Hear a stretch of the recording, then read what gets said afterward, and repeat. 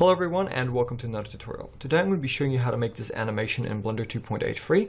We're going to be using the Eevee render engine. I am making my original scene file of this available in the description below for $1 on Gumroad if you guys want to check that out.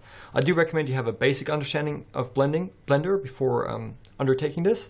So it wouldn't be for an absolute beginner, but it is pretty simple, so most of you should be able to follow along quite well. So this is it, made in Blender 2.8 free. It's a loopable animation. I hope you guys like it. Okay, so if a brand new scene opened up in Blender 2.8 free, go ahead, delete everything in your scene, and then we're going to go Shift A, we're going to go to our mesh options, we're going to add in a torus. You don't have to mess around with any of these settings down here, we're going to leave it just as it is. And then what we're going to do is with our torus selected, go RX90 and hit enter.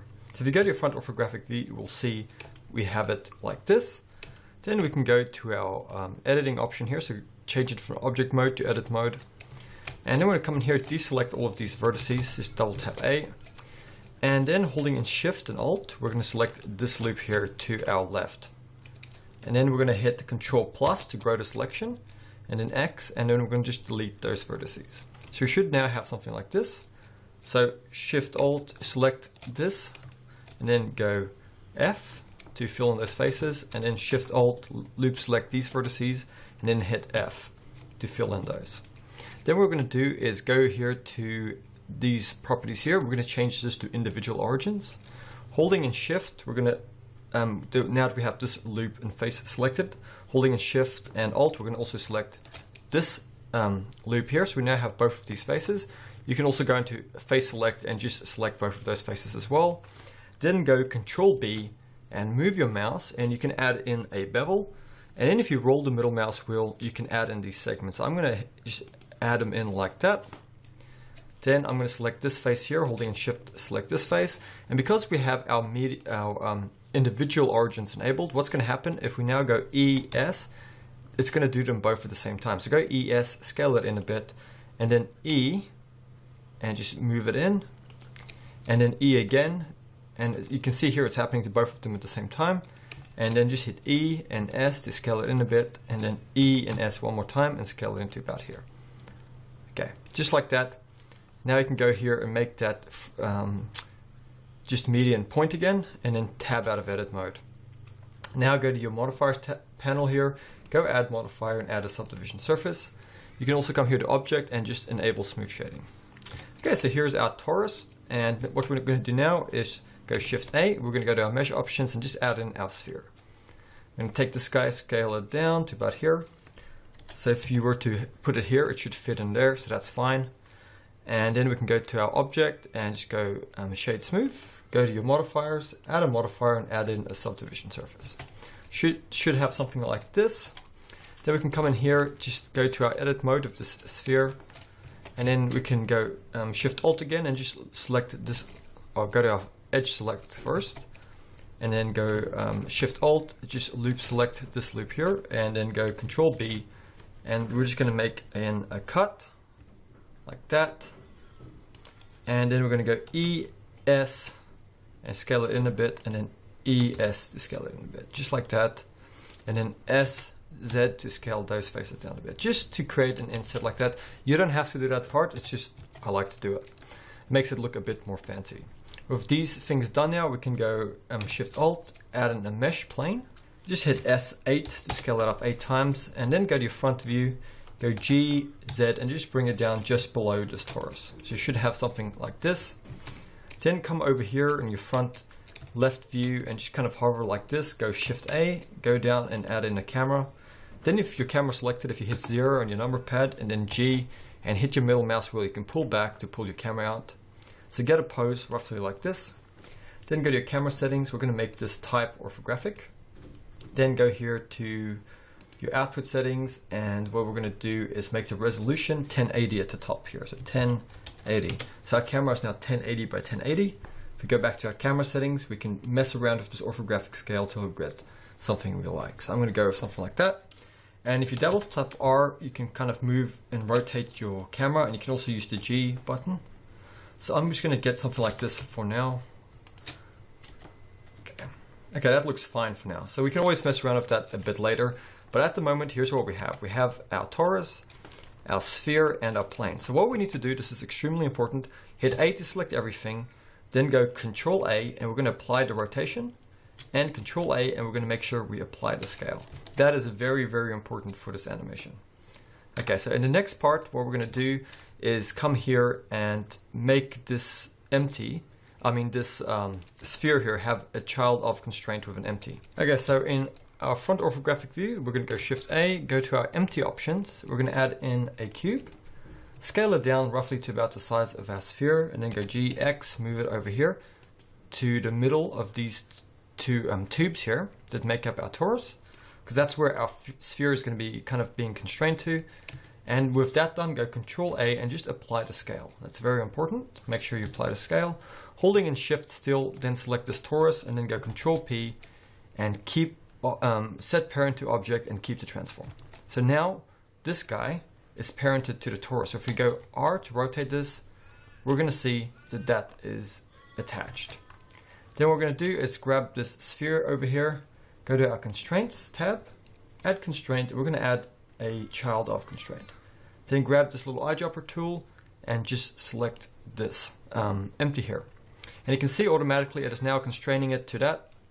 And if we come here to this constraint and we actually hit this little eye here, it'll disable it for now. And let's just go ahead and do that because we'll be getting into that a little bit later.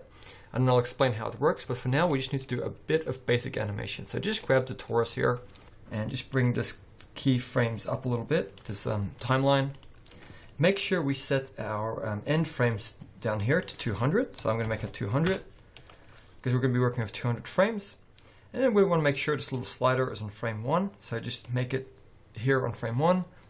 And then with this torus selected, we're going to go I and insert a rotation key. Then what we're going to do is drag it all the way up to 80. Then hit N on our keyboard, go to our items here. And under the rotation, we're going to take the Y. And we're going to type in 360 and hit enter. While we're still hovering over it, hit I, and now a keyframe is inserted. Then what we're going to do is drag the slider up to 100. And we're going to still hovering over our Y here again. We're going to go I and insert a keyframe. So what it's done now is created a hold frame here after our rotation. And then what we're going to do is drag this to 180. And we're going to rotate it 360 degrees more on the Y again. So to do that, just come over here and type in 720, because that's double 360, and then hovering over here, go I and insert a keyframe. So if we go to our first frame and we hit our play button, we're going to see this. So it rotates and then pauses and then rotates again. Okay, pretty straightforward, pretty easy. And what we want to do is also just select all of these keyframes by dragging and selecting them. Then hit T. And we just want to make the interpolation here linear. Very important. Okay, now that we've done that, we can grab this sphere here, go to our first frame, just like we did with this torus. And what we're going to do here is on frame 1, we're going to put a location frame for where it is at the moment. So go I and insert a location, not a rotation. We're going to insert a location keyframe on frame 1. Then drag it to 80. And we're going to go I to insert a location keyframe as well. And then what we're going to do is drag this 80 to 90, the slider. And on frame 90, we're going to go G, X, and we're going to move it to over here. Okay, just in front of this torus, roughly like that. And then we're going to go I and insert a location frame. Then what we're going to do is drag the slider to 180. And with it still in the same location, we're going to go I and hit I and insert a location frame again. And then we're going to move it up to right over here, about 187. And then we're going to go drag it all the way back to the middle like we had it before. G, X, drag it here to the middle. And then go I and insert a location. So if we go now and we play it, we should see this. It shoots through and then it rotates again. Okay, but at the moment it's obviously not making sense because what we have to do is now mess around with that constraint, and that's what I'm going to be showing you guys next. So what we're going to do, go ahead, select that sphere, go to your front orthographic view, it just helps, and then go to your constraint settings here. We're going to now click on this little I button here, and while we're yet on frame 1, so make sure we're on frame 1 here, and we've now enabled this again, we want the value to be on frame 1 1. So make sure this influence here is not anywhere here, but fully set to a value of 1. And while we're in frame 1, go hovering over this bar here, hit the I key to insert a keyframe. Then we're going to drag this slider up to 80. Okay, and we're going to hovering over here, hit I again for a value of 1. Then we're going to drag it to frame 90. And we're going to drag this value now all the way to 0 and hit I. While we're hovering over here, it inserts a new keyframe. And then what we're going to do is drag it all the way up to 180. And it's still set to 0, so hit I. And then we're going to drag it up to here, 187. And now we're going to drag it up to 1 again. And hovering over it, hit I. So now if we go all the way to the front, our first frame, let's have a look at this. So if we play it now, we should see this. So it's holding the sphere. The constraint switches off. It does a second loop, comes back, and then the constraint continues. And this is going to be a loopable cycle. So now that that is done, I hope you guys have been able to follow it. I hope it's not too confusing. Let's get into our materials. It's pretty straightforward. Okay, so to get into materials, first of all, let's just make sure we're in Eevee. So go to your render settings here, go to your render engine, make sure it's set to Eevee. Mine already is. Then you can go down and enable your ambient occlusion, also the bloom and the screen space reflections. Awesome. Now go to your front orthographic view, just go Shift A, go to your lights and add in an area light. I'm just going to add in one like this, just G, X, move it up to about here. Go to my light settings, just increase the size to something like 6 meters. And also make the power 200. And one thing, you guys don't have to do this. If you just want to go basic lighting, go ahead. I'm just going to add in a HDRI for lighting, just one of my own personal ones. So I'm just going to quickly grab that. You guys don't have to do this part if you don't want to. It just makes things look a little bit better. So yeah. So now I've gone ahead and added in a HDRI. So that just gives it a little bit better lighting, a bit more accurate. You can just go ahead with normal lamps if you want, but I just like a HDRI. So with that done, we have our render settings all good. We can now start with our shader. So go to our shading tab, go to your camera view here, just go Z and make sure you're in rendered. And obviously the first material I think we're going to start with is this torus. So grab the torus, then go new. And we'll just make a really basic material here. So I like to grab a noise texture. So I'm going to go Shift A, search, type in noise, grab a noise texture. And then I'm going to go Shift A, search, get a color ramp. Place the color ramp here. I'm going to take the factor, plug it into the factor here. Then take the color and plug it into the base color of the BSTF shader. And then what we're going to do is go Shift A, search, and just get a texture coordinate node. Then we're going to take the object here and plug it into the vector on our noise texture. Cool. So we should now see we have this noisy texture here. What I'm going to do is bring this black value in a bit, and then bring this white value in a bit to make it a bit more contrasty. And I forgot what I actually wanted to do was just take this here instead of plugging it into the base color. You can do that if you want, but I'm just going to plug it into my roughness. Then I'm going to make this fully metallic. So I'm going to drag this metallic slider like so. And then you can come in here and make this whatever color you want. I kind of went with like an orangey kind of color for mine. Totally your own personal preference, make it what you want, but I'm going to go with something like that. And then simply just grab the floor here. We're going to go new. Just drag that all the way up to make it a metallic, and then drag the roughness down. And I'm going to just make the color of this kind of like just anything really. Maybe make the roughness a little bit less. Okay, I'm just going to go with that kind of color for now, just as an example.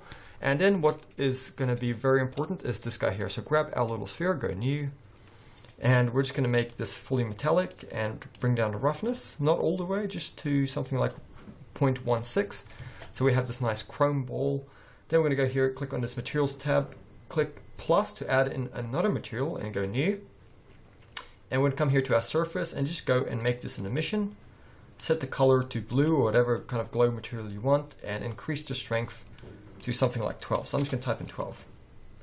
And then what we need to do is tab into edit mode and go ahead and just go to your face select and just Shift Alt, select this loop here of faces, and then make sure you're on this glow material and then go assign. So now that material is assigned and we can see this nice glow. And if you wanted to, you could go ahead and just render your animation like that. You'd have this ball going in and out. But I'm going to do something, one thing that's going to make this a little bit better. Yeah, also just grab this torus, just select these faces in here if you want, and go Control plus just to grow the selection, and hit this little plus, and also go add in that glow material and assign it. You don't have to do that part if you don't want to. I just think that looks cool. Okay, now what we want to do is, if we go back to our, we can't do that, so just come down here and hover in this corner, drag up to bring in a timeline here. So go to the timeline. So if we go here to frame 1 on our timeline, what we can do is, while it is in this torus here, just hover over this strength here and hit I to insert a keyframe, and that's with a strength of 12 on frame 1. Then what we're going to do is drag it all the way forward to about 80, just a little bit past 80, actually just on 80, and then hovering over the strength and making sure it's still at 12, hit I. So now it's going to be a strength of 12 all the way up to frame 80.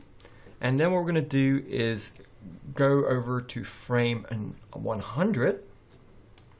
And then we're going to bring the strength down quite a bit. In fact, we're going to make it fully black, and then hit I to insert a keyframe at frame 100 of a value with a strength of 0. And then we're going to just drag this through to 180. And then frame 180, with that strength value still being at 0, hit I, hovering over here. And then what we're going to do is to go to frame 200 over here and go make this strength 12. So type in 12 and then hit I, hovering over here. So now it's locked in that strength of 12. So if we go to frame 1 now and we go over here into our camera view and we play this animation, we should see this. So it's going to do a loop. It's going to let go. The strength of that goes down. It becomes black. Comes back. It takes it in and it glows up again.